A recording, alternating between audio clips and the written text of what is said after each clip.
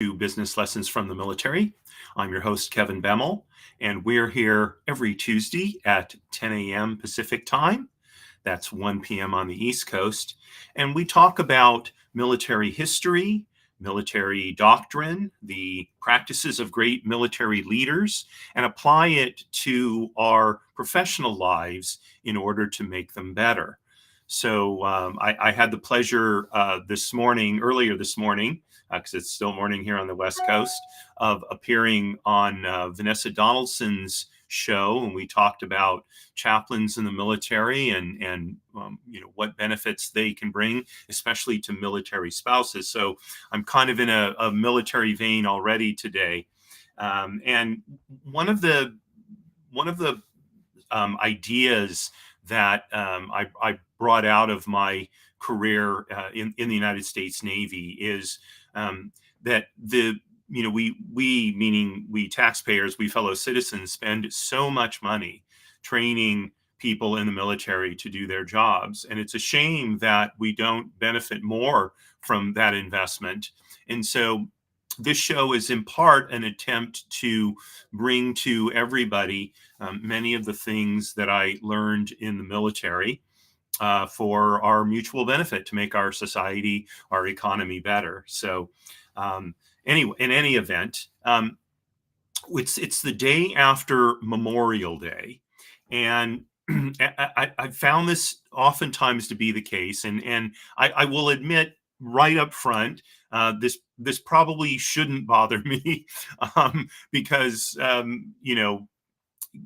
20 years ago, I didn't know this. I'm pretty sure, but it does. And for anyone who knows me, I'm a grammarian and all that kind of stuff. So the death is in the details, I think they say. And so I decided to do a show on the various holidays honoring military people. So there are, in fact, 3 of them, and Memorial Day is just the oldest of them. But the 3 holidays honoring military people in order of when they were created are Memorial Day, Veterans Day, and Armed Forces Day.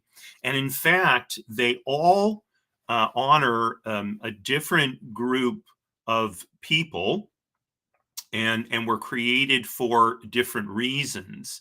And you may be wondering, well, how does this fit into business? I'm going to talk about that in a few minutes, but I wanted to start out by, first of all, making the distinctions between the 3 holidays. So, as I said a moment ago, Memorial Day is the oldest holiday.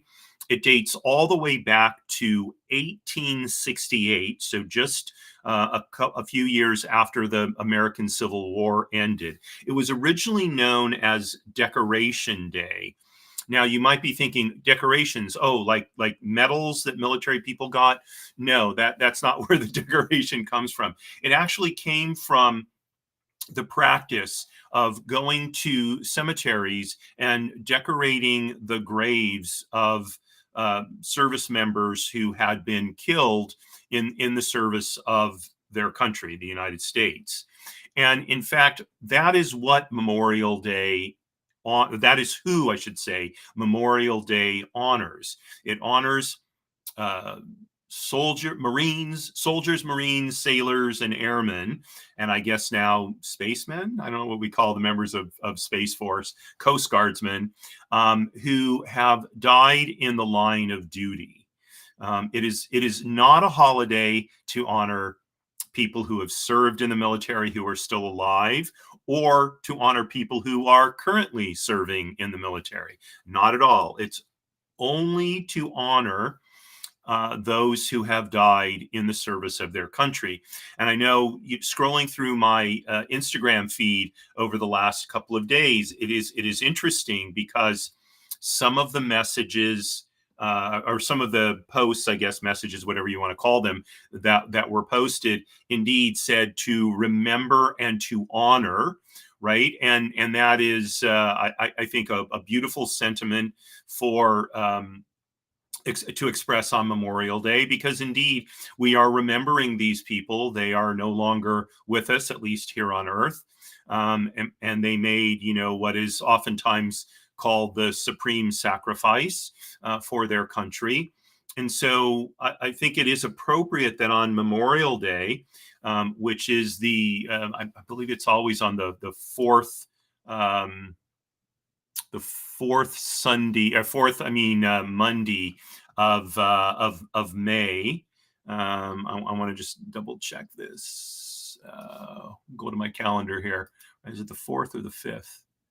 Yeah, it's on the fourth Monday of May each year.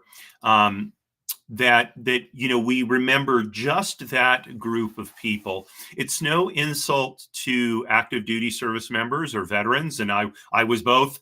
I'm currently a veteran. I was an active duty service member. It's no slight to us to remember only our fallen comrades. Indeed, they are certainly worthy of a day to honor them. And, with candor, I'm glad I'm not being honored on Memorial Day, because I'm happy to be alive. So that is Memorial Day. The next oldest holiday is Veterans Day, which is on the 11th of November. Now, I'm sorry, Veterans Day actually started out as Armistice Day, because the armistice in World War One, okay, was signed at the 11th hour on the 11th day of the 11th month in 1918. That is when World War One ended. And the following year, 1919, President Woodrow Wilson sort of proclaimed Armistice Day as a day to honor the veterans of World War One. Okay, so veterans are people who have served in the military. I think originally active duty people weren't really considered veterans per se, because they were still on active duty, although today it's pretty common to consider active duty service members and reservists as veterans. But in the beginning, veterans were people whose service has concluded, and they were back in civilian life. And over the years since 1919, Veterans Day, which also was known as Remembrance Day, again, it's remembering, the people who fought in these wars. Eventually in 1954, it was renamed. Armistice Day was officially renamed Veterans Day, and veterans of all the wars, including at that point World War II and the Korean War. And there were probably still some Spanish-American War veterans alive in 1954. Spanish-American War was, I think, 1899, I want to say.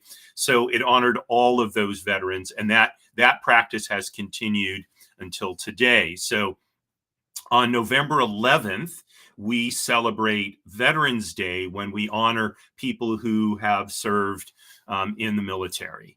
Okay, so that's the second holiday, honoring military people.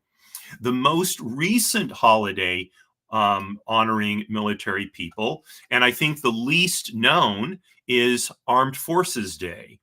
Now, Armed Forces Day is there to well, first of all, it's celebrated on the third Saturday in May. So this year, I think the third Saturday was I want to say the 18th. Yeah, it was the 18th of May. So a little over about a week and a half ago.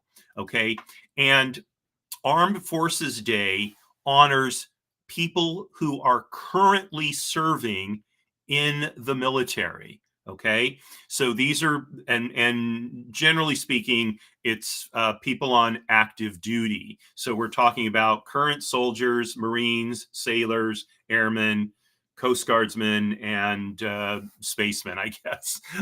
So, okay, and Armed Forces Day was created in 1949 by then Secretary of Defense Lewis Johnson, and it replaced separate Army, Navy, and Air Force days. So it became one holiday to acknowledge all people of the armed forces. Okay, and uh, you know. I heard nothing about Armed Forces Day this year, nor do I really ever. You almost never hear about Armed Forces Day. Maybe it suffers because it's so close to Memorial Day and people conflate the two. Don't really know. But the um, um, the reality is that to honor the people who are currently serving, Armed Forces Day is in fact the appropriate time to do that. And I think that Armed Forces Day sort of kicks off Military Appreciation Week, which then ends with Memorial Day. So it goes from basically Saturday to Monday. I know we were having Fleet Week down in San Pedro, California. Some friends of mine, I think, went down there yesterday to visit a ship. They invited me to go with them, and I wasn't able to go. But there's different military appreciation things that go on. But again, these are three distinctive holidays. Again, Memorial Day on the fourth Monday of May to honor people who have died in the service of their country. Veterans Day on November 11th to honor people who have served in the military but currently are not. And then Armed Forces Day, the third Saturday of May, to honor people who are currently serving. Now, three different groups, three different days, and that's ideally how it works. Now, how does this then apply to our civilian business lives? So, I would argue that when we conflate different groups and honor them all together, we lessen the amount of honor we're giving to individual groups.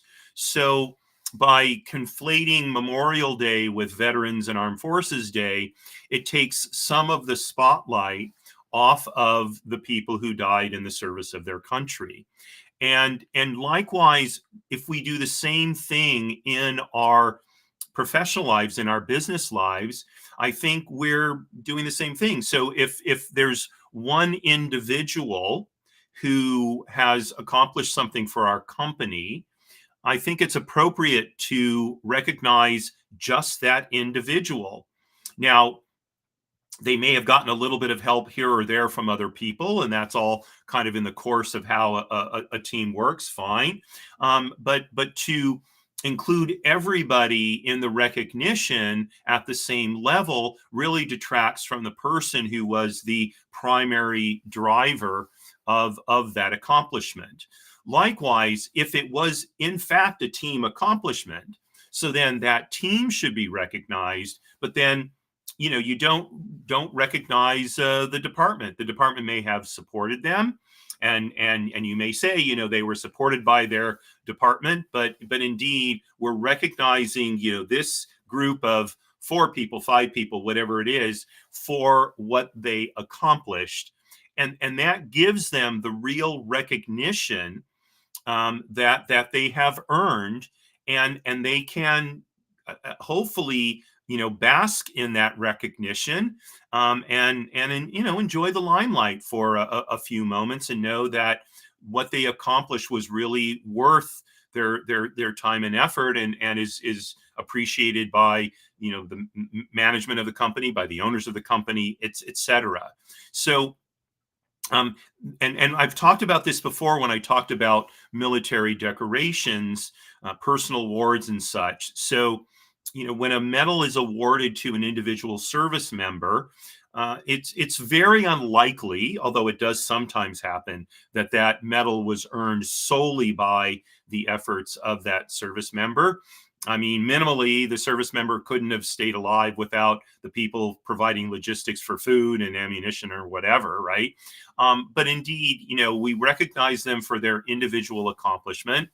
And when we issue a unit citation, we're recognizing just that unit. And again, that unit probably didn't literally accomplish their mission all on their own. They were supported by the larger, if they were a platoon or a squad from a Marine Corps battalion, they were undoubtedly supported by the battalion itself. But the accomplishment is still theirs. And it is, I think, a diminishment of their honor, of their accomplishment, to include other people in it that didn't really, that were not key to meeting that goal, to meeting that objective, whatever it was that happened. And again, in the business world, I think it's the same thing. So we have a tendency to sort of want to include everybody. I mean, I'm sure you've heard about the whole thing about everybody gets a participation award. They do that for kids or whatever. I will tell you candidly, I don't think that's a good practice. Just the reward for participating is that you participated. You had a chance to learn, you had a chance to be on a team, and that is your reward. There's no need to give a trophy just for participating. Trophies should be reserved for some kind of outstanding accomplishment. And when everybody gets a trophy, it basically makes the trophy meaningless. Now, you may say, well, a little kid doesn't know the difference. And in fact, they probably don't know the difference. They may be just excited to get a trophy. But then later in life, when they truly do something of note and they get a trophy, it's like, well, I did this big thing and got a trophy. This other one, in fact, was probably meaningless. Or it creates the idea that I should get a trophy when I did something outstanding, and how come I'm not getting a trophy, and blah blah blah blah blah. So I think that we need to be, shall we say, more precise when we dole out honors, when we dole out praise. Not that we should be harsh to other people, not at all. But when we really single someone out for an accomplishment, or single out a team for an accomplishment, making them feel like they have been singled out for that recognition really puts that experience on a pedestal for them, right? That's where the term comes from. And it shows them that their efforts have been truly recognized, truly rewarded, truly appreciated. And so, going back to the original topic, the different holidays for military people, I encourage you to remember these distinctions. And if you offer wishes, greetings, whatever, on one of these three holidays, that you do so in line with what each one of them means. So, again, Memorial Day for service members who died while in service to their country.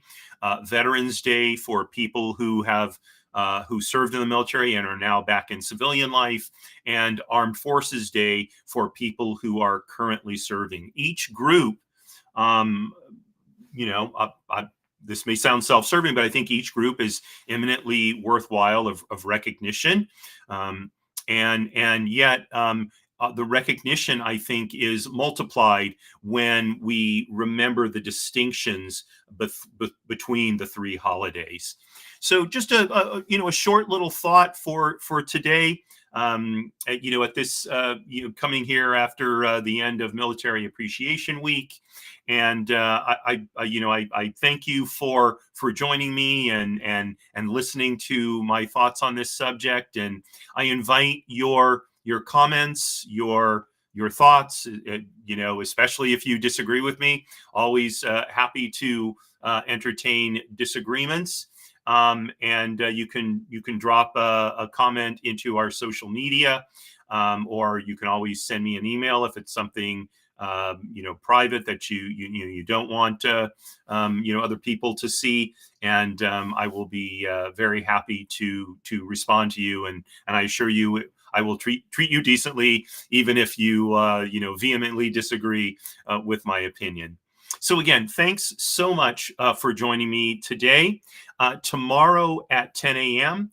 is my show, People Making Money, and my topic is becoming wealthy.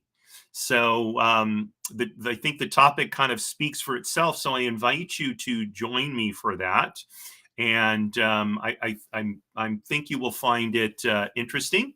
And then next week, starting on Monday at 10 a.m., is the next edition of Trusts and Estates Weekly. All the times, of course, are Pacific time. And then 1 week from today, we'll be back for the next edition of Business Lessons from the Military. So thanks again for joining me. Wishing you a wonderful rest of the day, and signing off as I always do. Marie, you are my belle. All the best, folks.